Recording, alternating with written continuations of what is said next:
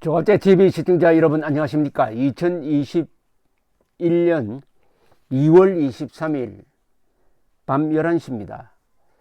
이제 북한 원자력 발전 추진 계획 북원추 사건도 상당히 희미해져 가고 있습니다. 한국에서는 A라는 사건이 한 일주일 가다가 B라는 사건이 또 터져가지고 A 사건을 덮고 조금 있으면 또 C 사건이 나서 B를 덮고 해가지고 이게 여러 사건이 동시 진행되다가 보니까 우선순위가 최신 사건이 가장 큰 사건이 되어버리는데, 그러나 북한의 원자력 발전소를 지어준다는 구상을 했다는 것 자체가 이게 국제사회에서 보면은 이게 남북한이 무슨 음모를 꾸미는 게 아니냐 하는 의심을 하기에 딱 맞는 사건입니다. 더구나 문재인 정권의 이념과 그 노선에 대해서 의심을 하기 시작한 워싱턴에서 본다면은 이거는 그대로 듣고 가기 힘들다는 판단을 할 것입니다.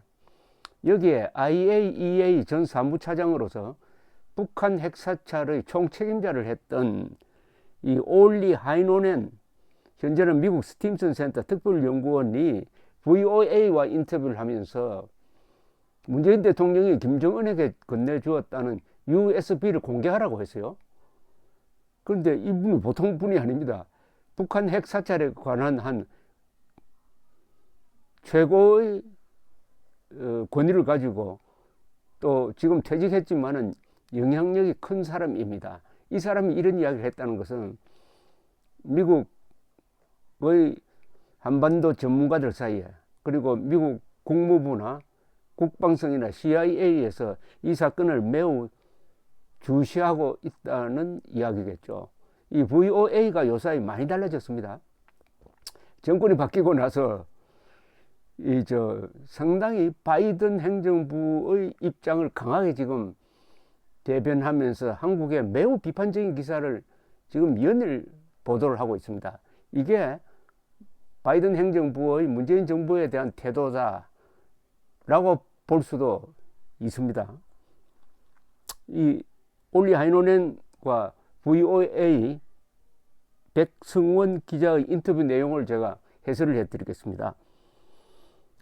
기자가 이렇게 물었어요. 북한 원전 추진 의혹이 투명하게 해명되어야 하고 그렇게 하도록 거듭 촉구하고 계신데 어떤 점이 미진하다고 보십니까? 했더니 하이노넨 전 IAEA 사무차장은 이렇게 이야기합니다. 우선 IAEA에 대해서 이야기하면 국제원자력기구로 알려져 있는데 이것은 1950년대에 미국의 주도로 설립이 되었습니다. 즉 핵 확산을 방지하기 위한 기구인데 UN 총회와 특히 UN 안보리의 통제를 받습니다. NPT에 가입한 국가, NPT라면은 핵 확산 금지 조약에 가입한 국가들은 거의 자동적으로 IAEA의 회원국이 됩니다.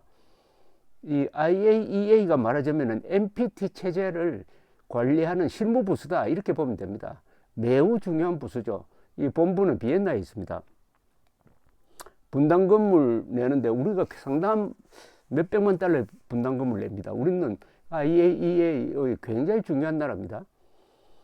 하이노넨 씨는 이렇게 이야기합니다. 공개된 6쪽 분량의 문건은 한국 산업통상자원부가 무엇을 준비하고 있었는지에 대한 일종의 배경을 보여줍니다. 하지만 이 문건 외에도 산업부 컴퓨터에 수백 건의 문서가 더 있었던 것으로 보도되었습니다. 어딘가에 보다 구체적인 내용이 담겨 있다는 뜻입니다. 이 계획이 단순히 내부용이었다면 큰 문제가 아닐 수 있지만 실제 협상의 일부였다면, 남북 협상이겠죠. 일부였다면 이미 어떤 절차를 시작했을 겁니다. 북한 원전 추진과 관련해서는 사전에 준수해야 할 의무사항이 정말 많습니다. 육자회담 당사국들에 일일이 통보해야 하고, 또 북핵 프로그램은 UN 안보리 결의에 의해 금지되어 있다는 사실도 기억해야 합니다. 큰 영향을 끼칠 일을 어떤 나라가 독자적으로 결정해서 실행할 수는 없습니다. 다시 VOA 기자가 묻습니다. 한국산업통상자원부가 이달 초 공개한 문건에서 기술적으로 특이한 점은 없었습니까? 하이노넨 씨는 이렇게 분석을 합니다. 비무장지대 DMZ라는 매우 좁은 지역에 원전을 건설하는 매우 이상한 시나리오가 담겼다는 점입니다. 서울에서 불과 40km 떨어져 있는 데다 냉각수를 구할 수도 없는 DMZ에 원전을 지을 수 있는 장소는 거의 없습니다. 남북 간 협력과 휴전선 인근의 평화로운 환경을 조성한다는 정치적 측면을 내세울 수도 있겠지만 원전은 일단 건설되면 안전과 안보에 훨씬 광범위한 파장을 미치게 됩니다. 기자가 이렇게 묻습니다. 백지화한 신한울 원전 3, 4호기 건설을 재개하여 남한에서 북한으로 전력을 송전하는 세 번째 시나리오는 어떻습니까? 현실성이 있나요? 여기 백지화라고 했는데 사실은 그 문서는 그렇게 되어 있는데 그 당시에 백지화 되지는 않았습니다. 어쨌든 신한울 원전 3, 4호기를 건설을 해가지고 북한으로 전력을 보내는 게 이게 문제가 없느냐 이렇게 물었더니 하이논에는 이 방식은 북한이 참여하여 남북한이 뭔가 공동으로 하는 게 아니라 한국의 원전에서 나오는 전력을 일방적으로 북한에 보내는 시나리오입니다.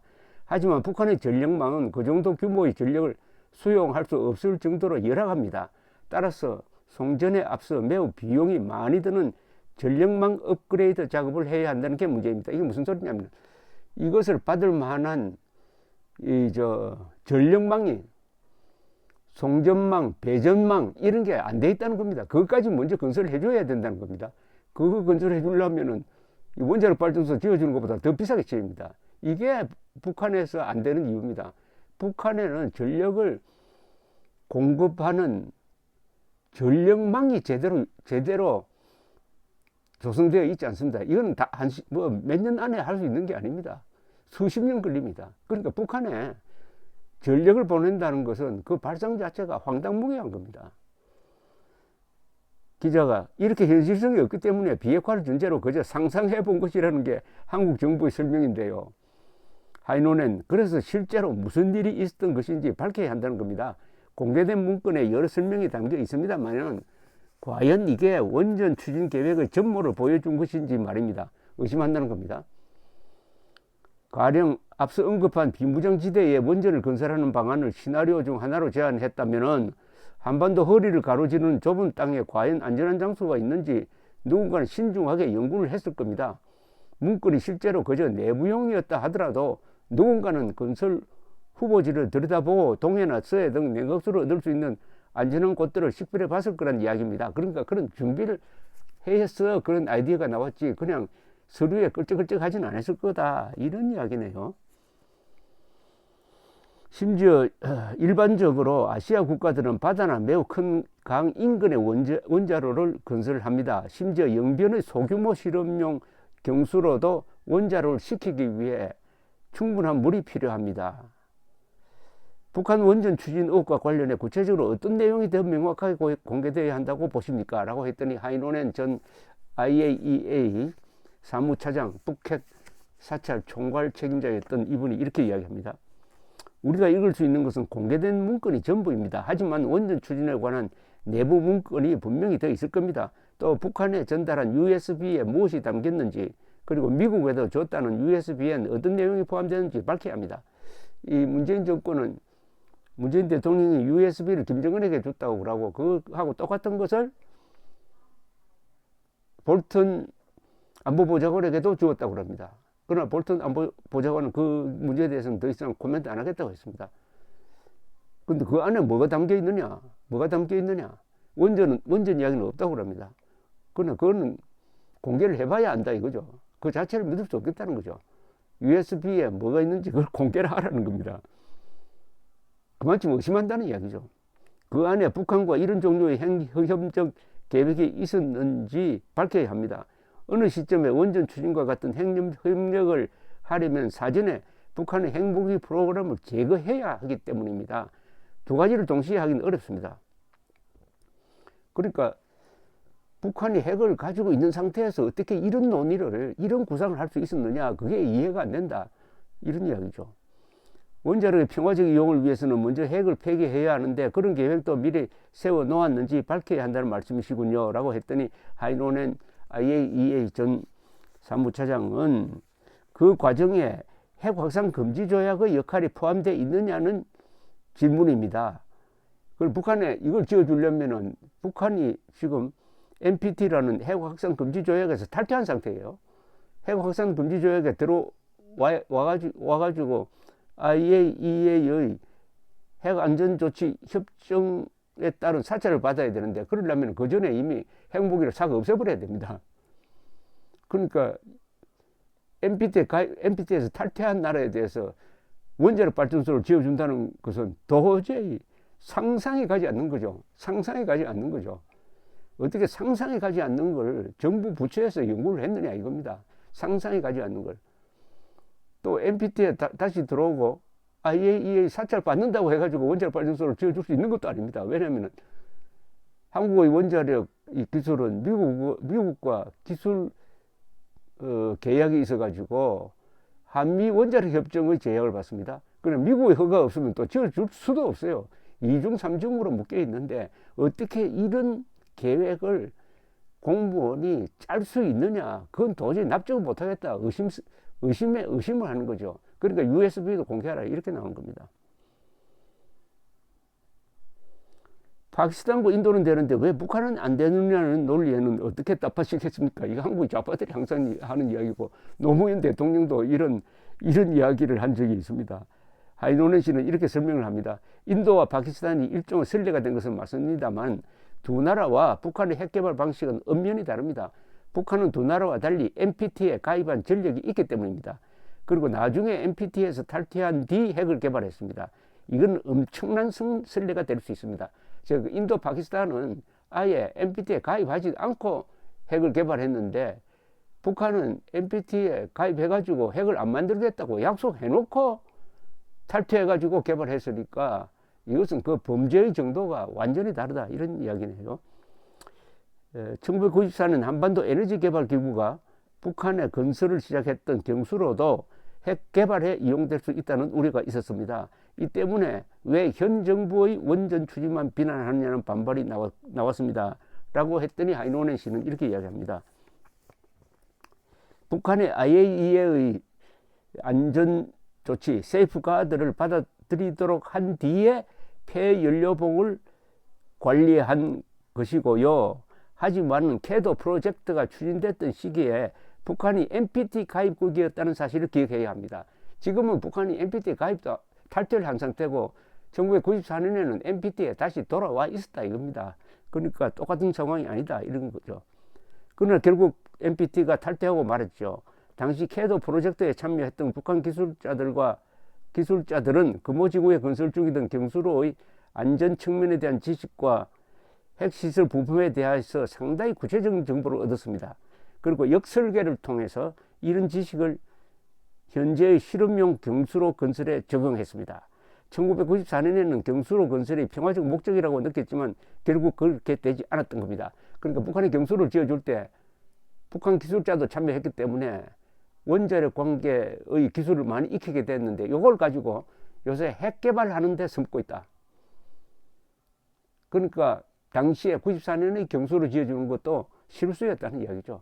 그런데 또 지어준다는 황당무계한 건지 위험천만한 발상이 나왔으니까 이제 끝까지 한번 규명을 해봐야 되겠다는 이런 자세를 보이고 있습니다.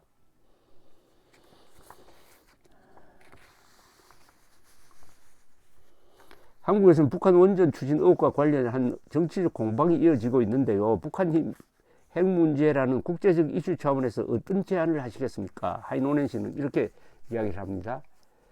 한국 정부가 모든 서류를 공개해 이번 사안을 명확히 밝혀야 한다고 생각합니다. 이건 상당히 무게 있는 이야기입니다. 6쪽짜리 문건도 유용하긴 하지만은 이면에는 뭔가 연구가 진행될 수 있기 때문입니다. 이 문제에 어떤 속임수나 비밀도 있어서는 안 되기 때문에 한국 정부가 좀 더 구체적으로 설명해야 합니다. 얼마나 깊게 논의된 것인지, 북한과 이 문제를 논의한 적이 있는지 등에 대해 관련 서류를 좀 더 볼 수 있도록 해야 합니다. 미래의 협상에도 영향을 줄 수 있으니까요. 이거 투명하게 하지 않으면은 한국을 계속 의심하게 된다는 겁니다. 그 의심이라는 게 뭐냐? 핵 개발하는 북한에다가 핵 물질, 핵 기술을 제공하는 것을 의미하는 원자력 발전소를 지어주겠다는 계획 나왔다는 것 자체가 어떤 음모론으로 접근하지 않을 수 없다, 이런 이야기죠. 이 문제에 대한 지나친 추측보다는 정확한 사실을 테이블 위에 올려놓은 뒤 어떤 일이 진행되었고 어떤 교훈을 얻을 수 있는지 봐야 합니다. 공개된 문건은 이번 일의 전모를 보여주지 않습니다. 충분하지 않다는 거죠. 우리는 6쪽짜리 문건만 접했을 뿐 근거 자료를 아직 다 보지 못했습니다. 이번 사안은 아직까지는 한국 국내 문제이지만은 만약 북한과의 모종의 협상이 진행됐다면 유엔 안보리가 관심을 가질 수도 있습니다.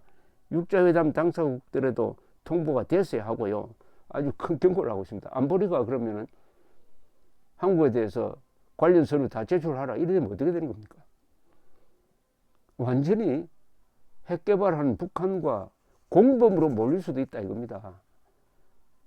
그런데 이 문제가 났을 때 김종인 국민의힘 비상대책위원장이 이적행위다라고 하니까 청와대에서 법적 조치 취하겠다고 해놓고 아직까지 법적 조치 고소고발을 하지 않고 있습니다.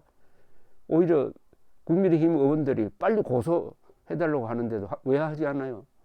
하지 않는 이유가 뭡니까? 하지 않는 이유가,